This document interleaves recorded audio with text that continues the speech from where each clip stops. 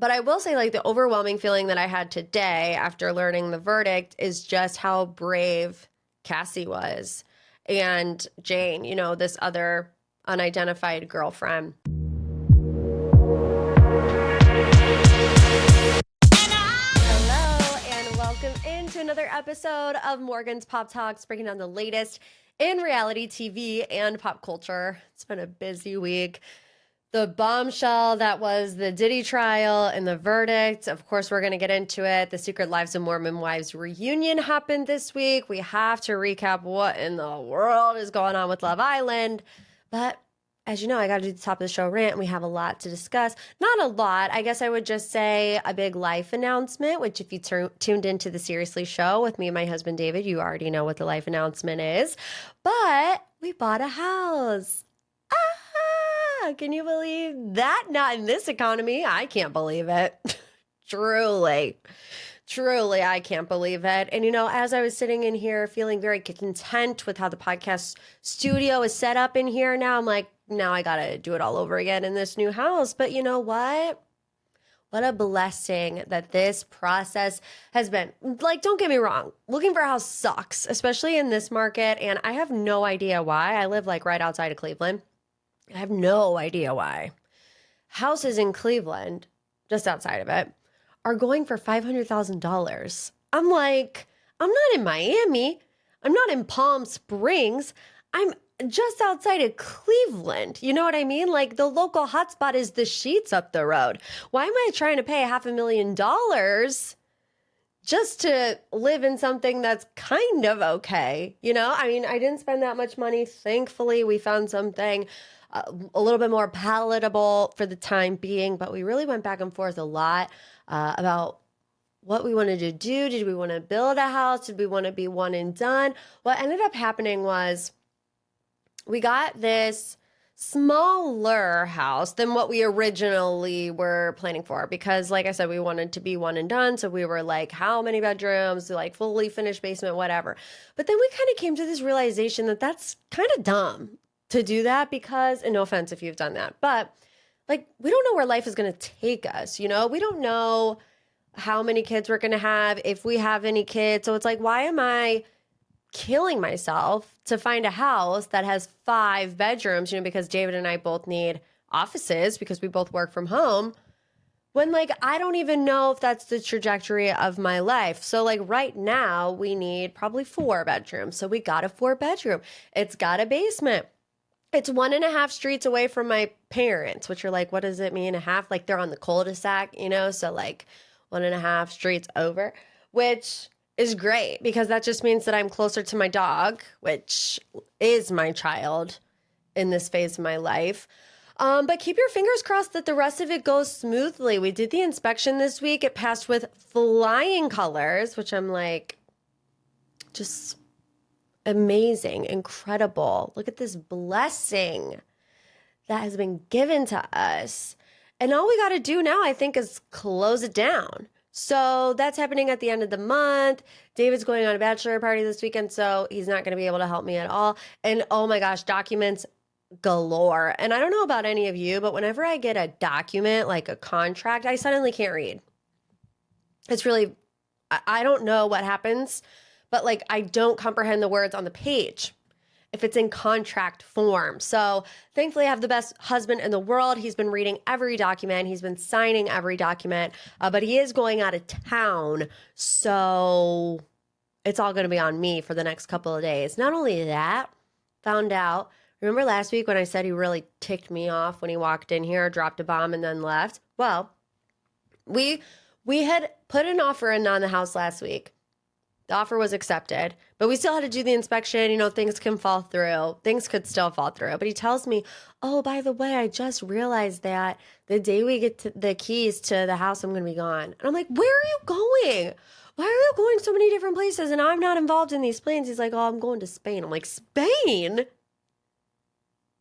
Would have been nice to know, right? He's going on another work trip. I'm like, my gosh. He's going around the world in 180 days. with his company. So he's not going to be here when we move in. But thank God my parents are just one street away, so they'll help me move in. So there you have it. There's your big life update for the day. I did go see Kyle Cook DJ in Cleveland last weekend. David and I also recapped that on the Seriously Pod.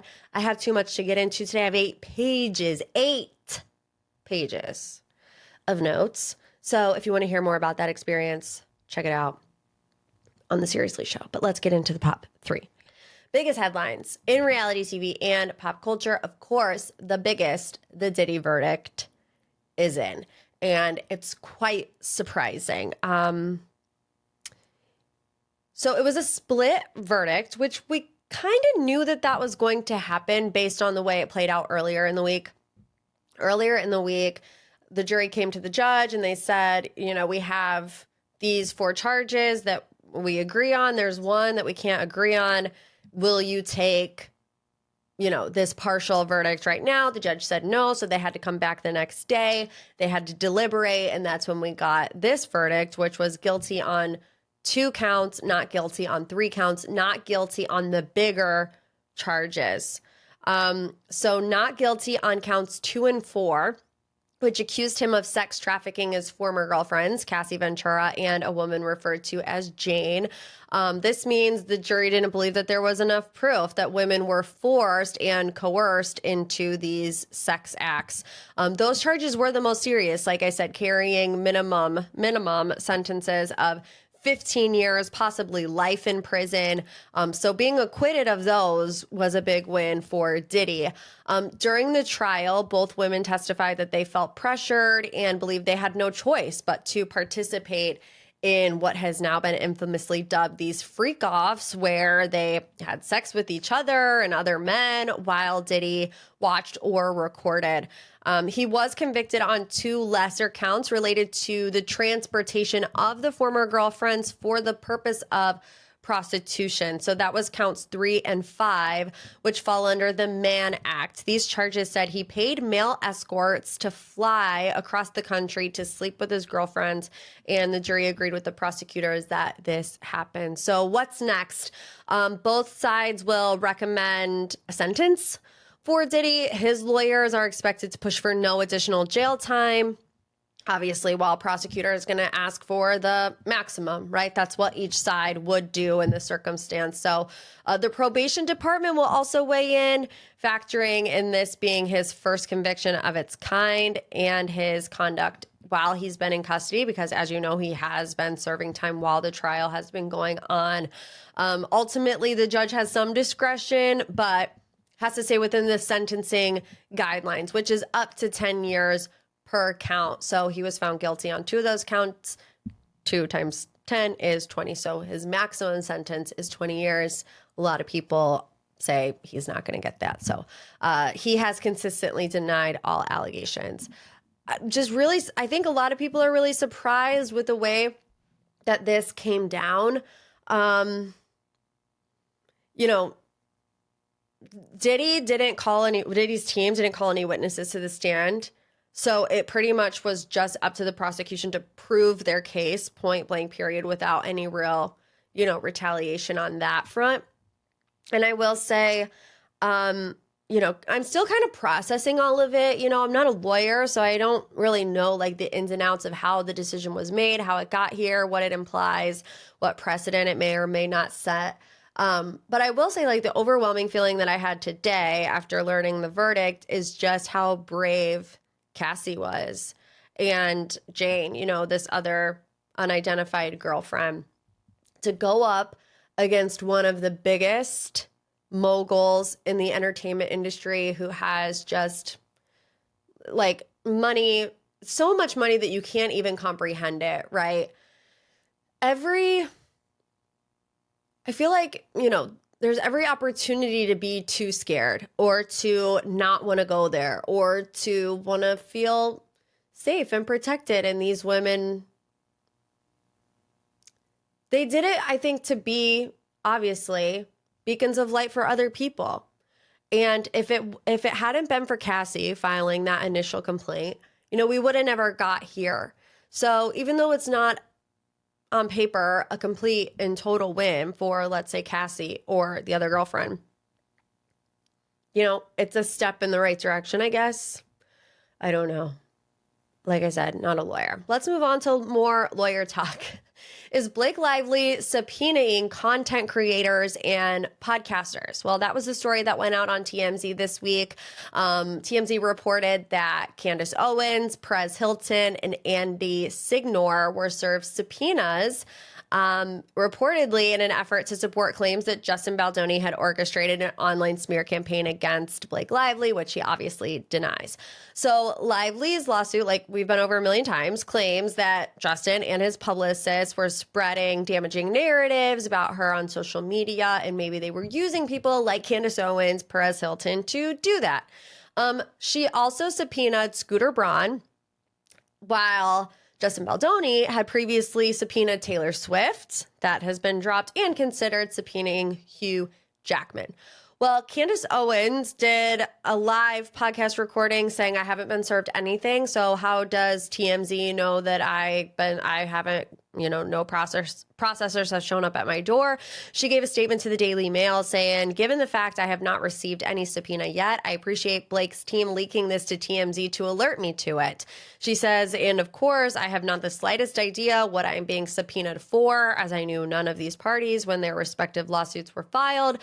But stay tuned, and I'll let audiences know on my podcast. So I did go to her TikTok page and look up and see if she posted anything about it. And she did post a clip where she went through her text messages. She searched for Blake Lively in the search bar and showed all of her text messages that involved Blake Lively. One was in 2019 talking about how beautiful Blake Lively's engagement ring was. And then another one I think was from her producer saying we should start covering Blake Lively. That was pretty much it. Now, obviously, there could be emails, there could be deleted texts. I have no idea. But is this like a subpoena bluff, a clickbait? Some people were saying that they leaked it to TMZ first so that anytime you would search subpoena Blake Lively, that would be the stuff that would come up first, kind of as a little bit of a diversion. It's just a theory. But I feel like that also has been a big point of interest in this case, is bringing in those bigger names, not that like Perez Hilton is an A-lister or whatever, but we all know who he is, right? And it just creates a new wave of interest, and it creates a new wave of conspiracy. Even with Taylor Swift, we're like, how involved was she? How involved was she not? But it's weird, and it's getting weirder, right? Somebody in Blake's team decided to leak this to TMZ before even actually serving subpoenas to these people. That's weird, right? Like at this point in time, we don't even know if they even still had processors show up to their door. It's giving weird energy. The whole thing, you guys know, the whole thing has been weird from the jump, but it just keeps on keeping on. Speaking of weird, let's talk about Jeff Bezos and Lauren Sanchez in their over-the-top wedding this weekend. So it was like a 3-day, multi-million-dollar wedding in Venice, Italy, star-studded with people like Tom Brady, Bill Gates, Oprah, Gayle King, a newly single Orlando Bloom, Sydney Sweeney, Leo, the Jenners, the Kardashians, everyone in between, right? Ellie Goulding performed, Usher performed, there were cabaret dancers, a cannoli bar. You can't basically rent out a private island in Italy, in Venice, and not have a cannoli bar. Like, duh. Obviously, there's been tons of other celebrity backlash. Rosie O'Donnell saying it turned my stomach, seeing all these billionaires gathering and the gross excess of it all, the show of it. Then she says, is Oprah friends with Jeff Bezos? Really? How's that possible? He treats his employees with disdain. Charlize Theron recently joked that the people who got invited to the wedding suck. My personal opinion, my take, I just don't really care. People are going to do what they're going to do. You having a negative opinion about it isn't going to stop them from doing it. So it's like, Did we really think that Jeff Bezos was going to do anything different? Did we really think that Leo wasn't going to hop on his private jet and fly to Venice and like whoop it up with all the girlies? Like they're celebrities is what they're going to do. I'm not saying that it's not over the top. It's not excessive. It is. But these people don't live a normal life. They don't. And when they have the opportunity to go ham, they're going to. It's just who they are as people. It's Jeff freaking Bezos. So I just genuinely don't think Rosie O'Donnell going on Instagram or wherever she did saying like, oh, the access, it's not going to do anything. Like put your energy into things that actually make a difference besides just complaining about it. Hot take? I don't know. You still love me? You still love me, girls? Okay, good. I'm just going to tell you straight up, it's kind of like 2 deep dives today because as I wrote the content for the Secret Lives of Mormon Rise reunion and the Love Island USA recap, they were about the same length, so buckle up. We're going in. I do want to start with the Mormon Girlies reunion just to switch things up a little bit. First of all, let me just say, when I have the opportunity to say I'm right, I like to take the opportunity, so I'm going to do so. I was right, and I was right, okay? I was right about number 1, Jesse not being able to talk anything about Marciano in that storyline. And number 2, I was right about Demi not showing up to the reunion. They duped us a little bit. I'm like, she's not wearing no denim romper to the reunion. So her walking down that hallway was not her walking into the reunion. So just bragging a little bit. Let me start there with the whole Jesse and Marciano thing. And you guys know this has been my gripe with this from the beginning. I feel like this reunion was really slapped together. The fact that Demi was in Disneyland is all you really need to know. But also I'm like, why did they film this reunion after filming season 3? They're really not going to be able to divulge anything. And so what this reunion ended up being wasn't entirely a reunion of season 2 as much as it was an expansion of characters. And I'll explain what I mean, but I do just feel like we got way more personal background, personal story, not just from the season, but from the past 2 years, as opposed to seeing that type of stuff on the show. And that kind of rubbed me the wrong way, to be honest. I'll get to it later. But let's talk about the biggest moments first. So the text messages between Demi and Marciano were completely out of pocket, like disturbed. I've never used the clamshell emoji. I probably never will. I honestly don't even think I've used the eggplant emoji and probably never will. But if my husband was sending the clam emoji to somebody, I would be like, we need to have a sit-down conversation. We need to talk. Layla said that Demi said Brett was in the room while he was texting all of these things to Marciano. But like, nope. If my man was texting those things to somebody, he would not be my man's anymore. And that's just point blank, period. Also, Demi rehashed her issues with Jen. She said, I wish I could say that I regret the way that I handled that. Well, let me backtrack. Demi, they did this little side pod. It was the weirdest thing I've ever seen. So obviously Demi's in Disneyland, getting pictures with Mickey Mouse with the kids. I'm not judging her for it. I would do it too. But then we get this little side reunion in Nick Viall's studio, like it was plastered, the Viall files. I was just like, is this just a long Nick Viall podcast interview? That's what it felt like. Actually, it felt like a normal one because they're all 3 hours long anyways, those podcasts. So I'm like, what are we doing here? And like, good on him for getting so much free publicity for his podcast, right? So anyways, Demi says this in that kind of one-on-one. She says, I wish I could say that I regret the way I handled that. I don't. There's a humanness to me that goes, yeah, you were dealing with a lot. We all are going through a lot, and it doesn't discredit you lying about people and discrediting their reputation. It's strange to me. Jen got pregnant, and that seemed to be a turning point for her and almost a reason to remove herself from mom talk. She says, obviously, we're happy for Jen, and we want her to protect her peace, but said the apology was suspect timing.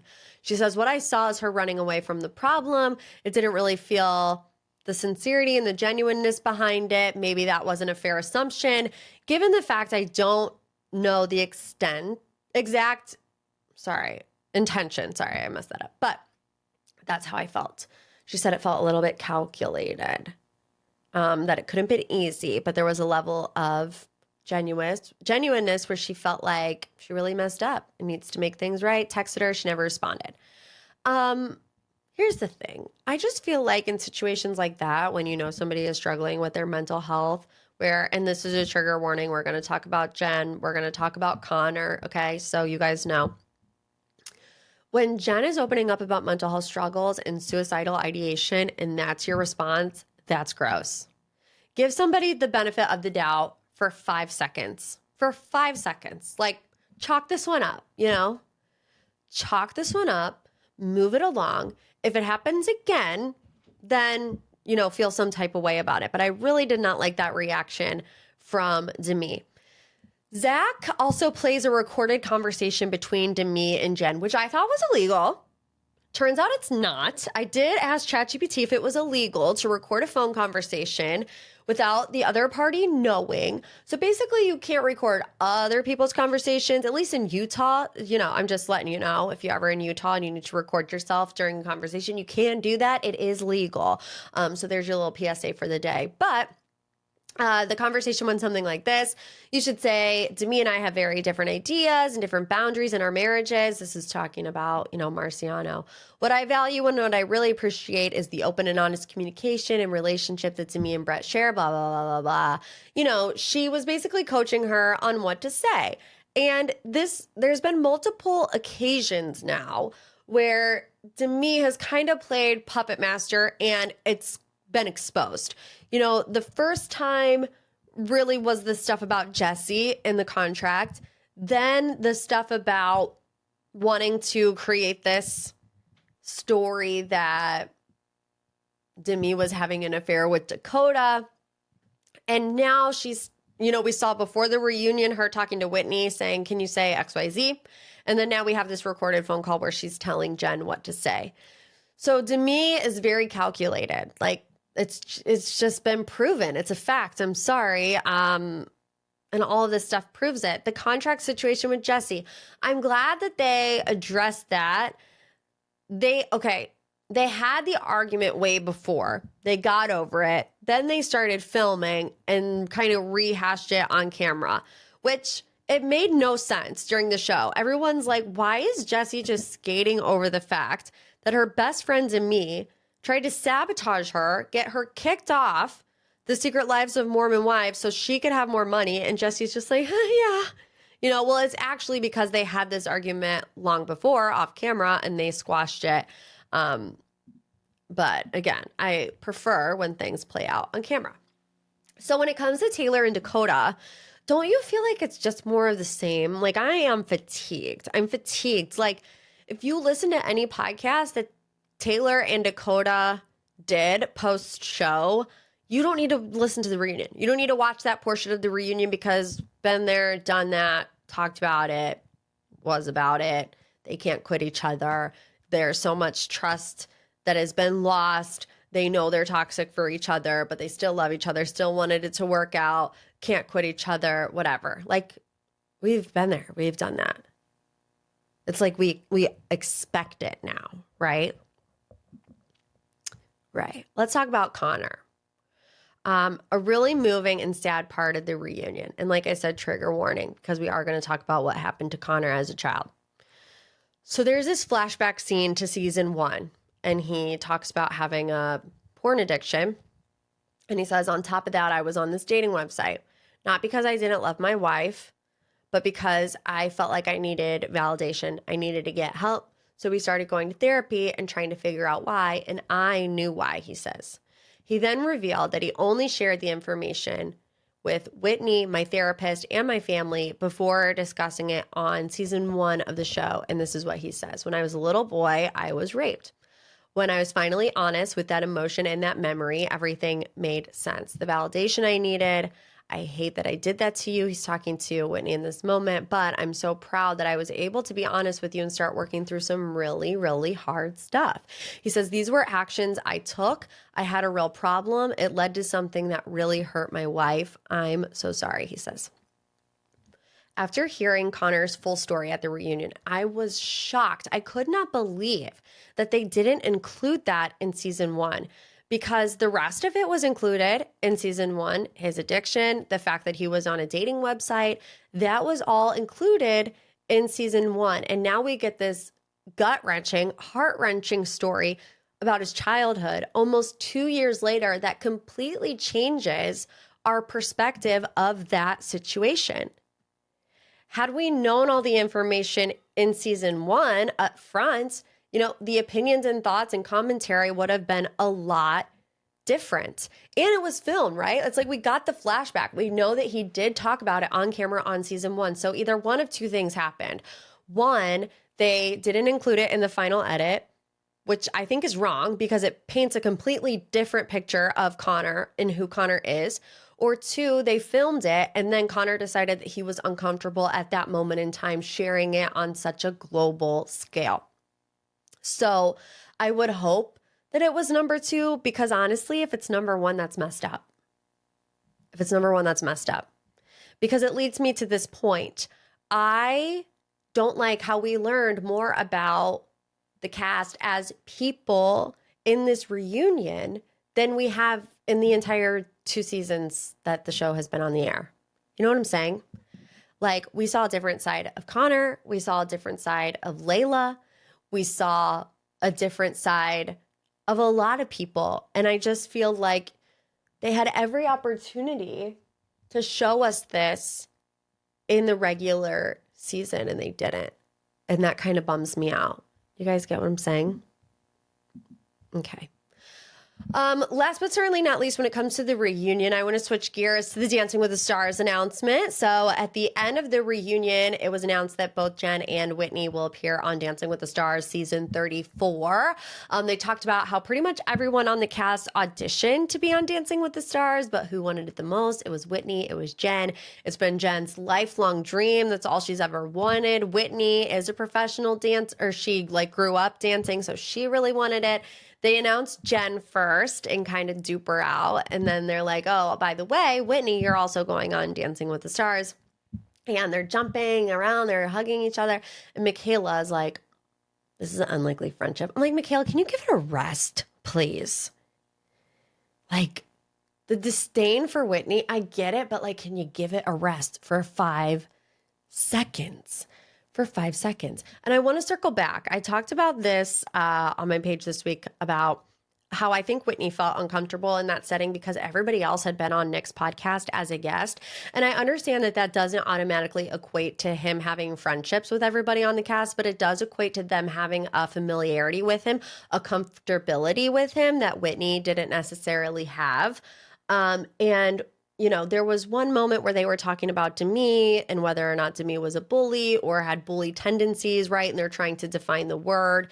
And at one point, Nick says something like, or I want to give you all the context. Whitney says something like, well, yes, I think Demi says things that are mean sometimes, but so do all of you on podcasts when you talk about me.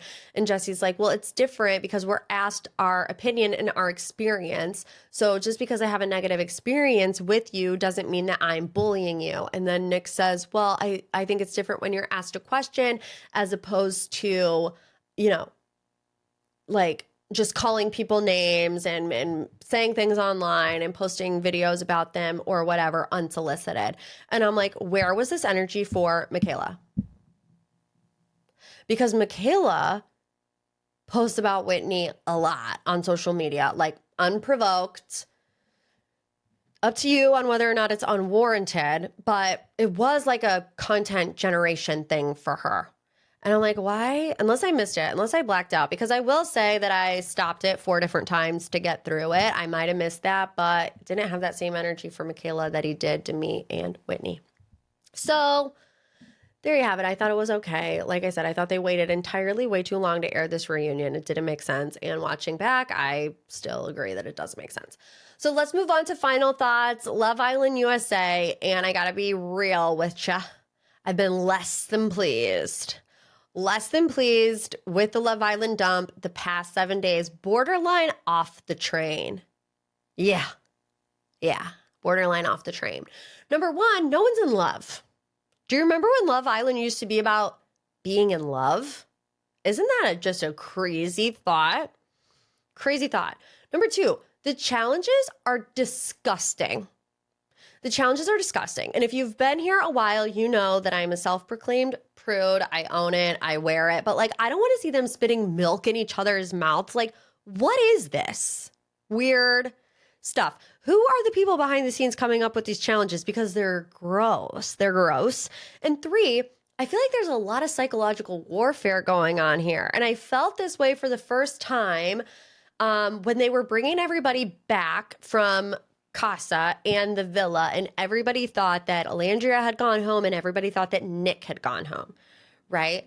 And when they show up and there's no Nick and Sierra is crying, there's tears streaming down her face. I'm like, this is messed up. Like, they're putting her through such emotional turmoil for what? For a good TV moment? For nothing.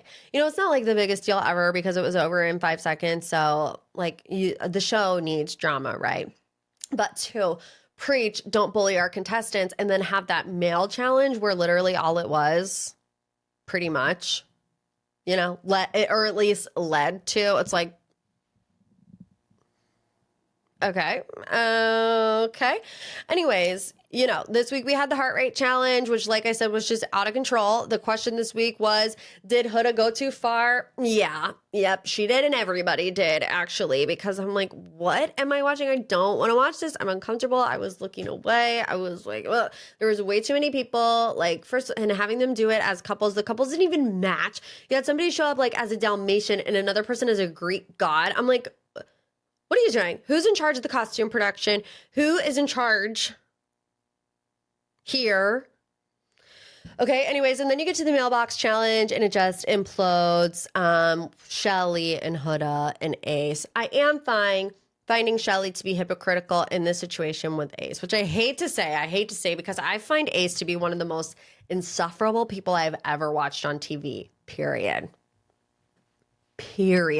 Which is so odd because I had such a different idea of him in my head when he first came on the show, because I haven't really done a deep dive into his TikTok, but I heard that he was like a TikTok dancer. He teaches people how to dance. His TikTok is like fun and happy. And everything I've seen from him has been miserable. Like, he just looks miserable. He looks like he's not having any fun whatsoever. But Shelly is confusing us because she's saying, yes, there's all these boundaries that you can't cross, but I'm going to explore this connection. It's like, well, the boundaries come when you're closed off, in my opinion. That's when you can set a firm boundary and be done with it. She hasn't closed things off. And so it just doesn't really make a lot of sense to me. And I think that it started to be a domino effect of why Shelly is so mad at Huda. It's definitely not just about the challenge. A big part of it is about the challenge, but it's also about Chris. It's about the fact that Huda is coupled up with Chris. It's about the fact that, you know, Shelly brought Chris back to explore a connection. He's MIA. He's hanging out with Huda. But why is that? It's because Ace, in his presence, lurking around every corner, probably makes Chris a little uncomfortable to approach Shelly, and Shelly certainly doesn't approach Chris either. But I think both of those pain points and the fact that Huda is in the center of both of those pain points is why Shelly is really this mad at Huda. Now, as you guys know, I'm always Switzerland. I always see both sides. I'm a forgiver by nature, you know, especially if I see that somebody is really sorry and there's tears streaming down their face and, you know, it wasn't a challenge. I feel like it's easy for me to say I would forgive them. But if I'm Shelly on the island, having seen that, I would probably feel some type of way. I would get over it eventually. I would, because your feelings wear off. But I don't know if Shelly's going to get over it. And I also think that they're not able to disassociate what happened earlier in the season with Huda. Earlier in the season with Huda, she was very attached to Jeremiah. Nobody was allowed to look at him. Nobody was allowed to touch him. Huda was very mean to the bombshells and what she said about them behind their backs. So that's all in the back of Shelly's mind. And then you have another instance of Huda not really thinking about anybody else but herself in the challenge with Ace, and then coupling up with Chris. I think all of those things are contributing to their fallout there. Let's talk about Taylor, Alandria, and Clark. Hot take. I was not mad at Taylor for picking Clark to couple up the first time, right? Okay, we're going to talk about like the little mailbox session, but we have been saying that there is nothing romantic between Taylor and Alandria. We've been saying it so much so that some of us were actually convinced that Taylor had a girlfriend at home the whole entire time because that's how uninterested they both were in each other. Now, what do you chalk that up to? When it comes to Alandria, I think you chalk that up to the fact that that's her personality, you know, and maybe her falling in love doesn't look the same as everybody else falling in love. But I think the difference here is that you could chalk it up to Taylor using Alandria for a long-term benefit to keep him in the villa until somebody like Clark came along. And I don't think that the conversation was ever had with Alandria so explicitly that Taylor was just not that into her. Like, we could all see it at home, you know, we're like, why is she wasting her time with this dude? Like, he's clearly not interested. And honestly, I felt vice versa. I felt like she wasn't really that interested in him. But we also have all been in those situations where you're dating someone, they say one thing, they do another, and you still believe their words. You know, like that was pretty much every relationship I had ever been in until I married my husband. You know, everybody's saying, oh, I'm going to do this. They do the opposite. And me still thinking, oh, but they said this, you know, and I feel like that's where Alandria is at. You know, Ariana said on After Sun, I think Taylor's been breadcrumbing Alandria, and I agree with that take.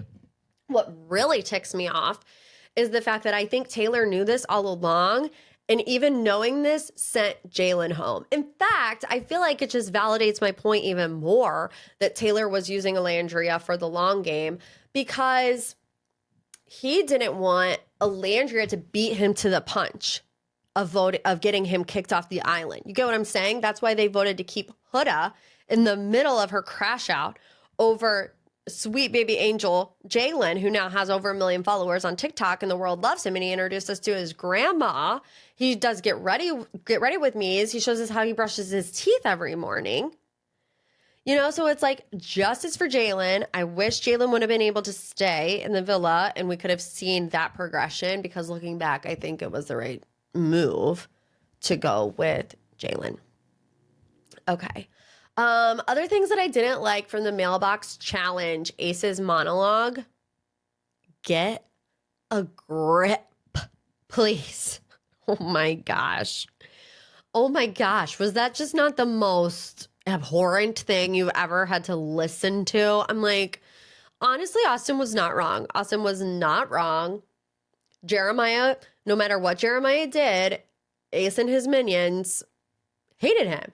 And it's like, okay, the love bombing situation, he's like, Andrina, did you think that he was on to you real quick? She's like, yeah. It's like, it's not love bombing, that's exploring a connection. You know, meanwhile, everyone's talking about how, you know, Ace is like, I'm 5'10" and I have the whatever to say something to a guy that's 6'2". Like, your height has nothing to do with it. First of all, I think that just kind of proves your insecurity. But second of all, like, why are you so triggered if it's not true? Ace is going to hate what he sees on the internet when he gets out of Love Island. Because if he has a problem with what Austin said, which was 100% true, by the way, he's going to really hate what we've been saying. He's going to really hate it. He's going to crash out. Other things I didn't like, Alandria telling everybody that Huda kissed Chris, you know, especially since Alandria kissed Nick 5 seconds ago. I didn't think that was cool. The fire that came for Huda, you know, saying she's not a girl's girl. I mean, everybody can make that argument in the villa that they're not a girl's girl. Everybody has done something that rubbed somebody the wrong way. And like, it's okay if you're not a girl's girl. Like, don't be mean, right? But it's just like, enough already. Enough. Maybe Iris is a girl's girl. I have no idea. Another thing that annoyed me was Sierra explaining the Hannah vote. It still makes absolutely no sense. No matter how many times the girls try to justify voting Hannah off of Love Island, it makes no sense other than the fact that maybe they were a potential threat to win because they were so locked in or whatever. Because it's like, oh, you have such a strong connection, so we're going to send you home. Like, the premise of the show was to find a strong connection. And I think the fact that Hannah was exploring Charlie and then still explored Pepe, like, proves that she wasn't tunnel vision. They love that phrase, right? They love tunnel vision. And I'm like, are we really going to talk about tunnel vision? Sierra. Are we really? Because I can't think of one other single person that you have shown genuine interest in. And it's like, sometimes you just like who you like. What's so wrong with having tunnel vision? It's to find a connection, not to find 12. You know, you're not supposed to like everybody. And Pepe still talks about Hannah, and he finds this connection and then they get punished for it. So it makes no sense to me. Didn't like that. At this point, all of us are just saying, give Amaya the money. Like, give her the full $100,000. Why not? No one is in love. No one.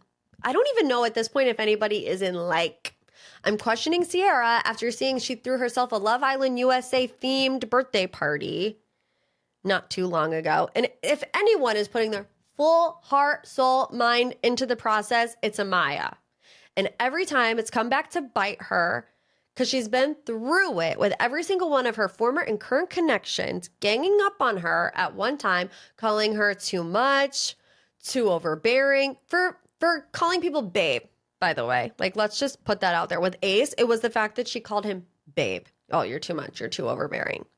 Embarrassing her in front of the entire villa with tears running down her face. She says, thank you for your thoughts. Unforgivable by those boys, which is why we all voted for Amaya as our favorite girl, right? Right? Okay, good. She just is she's just our little Amaya papaya. She's so sweet.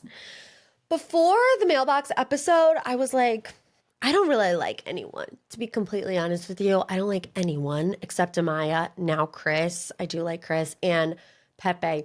The Casa girls, I couldn't even tell you their name, age, where they're from. I can barely tell you what they look like. Like, every time I see, I don't even know her name. What's the blonde one's name?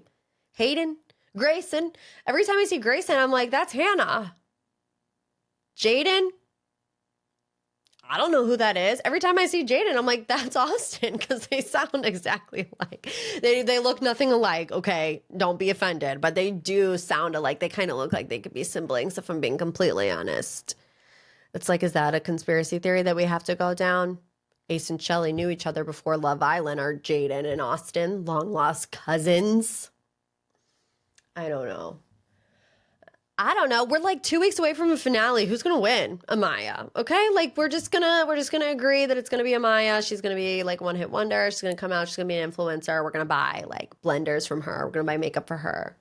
I never said I was perfect. I use that for literally everything now. So iconic. Okay. There you have it. I hope you have a fantastic 4th of July weekend. Please be safe out there, but soak up the sun, get sun-kissed, use SPF because, we want to be safe, but just a little healthy glow. I hope you have so many hot dogs and hamburgers and you're by the pool and you're living your absolute best life because you deserve it. If you want more Bachelor news, actually there's a big Bachelor update. First of all, Mel Owens, the Golden Bachelor, maybe out. Also, the Bachelor franchise just appointed a new showrunner and executive producer, and it's the guy that did Bachelor in Paradise this season, and it's his first season, so I think that's very telling. I dive into that a lot on the Patreon this week, so patreon.com/Morgan's Pop Talks. If you want more Bravo news, we have Bravo Friday. If you sign up for Love You Like a Sis, you get it all, because that's what we do around here. If not, I'll see you next week, and as always, love you like a sis.